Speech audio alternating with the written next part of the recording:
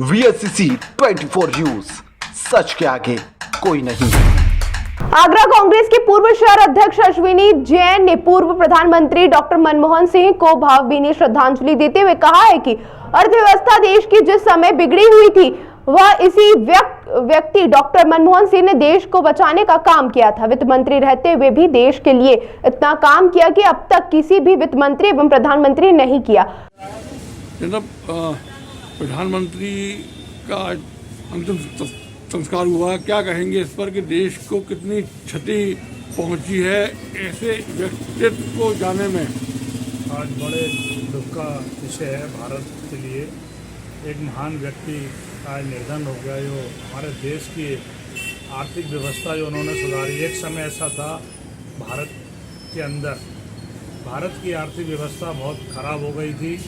उस आर्थिक व्यवस्था को सुधारने के लिए हमारे पूर्व प्रधानमंत्री मनमोहन सिंह जी ने एक बहुत बड़ा योगदान दिया। इस भारतवर्ष को आज एक ITI, मनरेगा, आधार, तमाम ऐसी योजना दी भारतवर्ष में।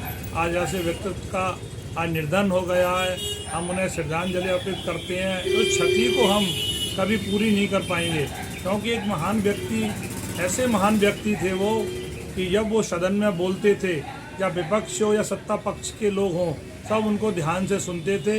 वो कम बोलते थे, लेकिन जब बोलते थे तो एक ऐसी बात बोलते थे वो कि सबको स्वीकार करनी पड़ती थी। आज हमारे बीच में मनमोहन सिंह जी नहीं रहे हैं।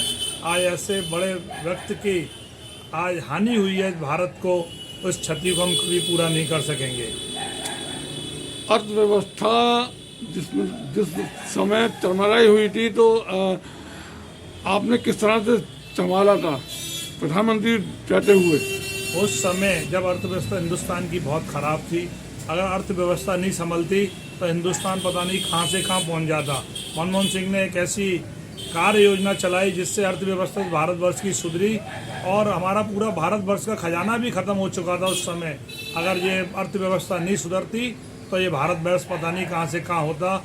ऐसे महान व्यक्ति को आज हम पूर्ण श्रद्धांजलि अर्पित करते हैं कि वह महान व्यक्ति आज हमारे बीच में नहीं है, और हम उनको पुनः नमन करते हैं और श्रद्धांजलि अर्पित करते हैं।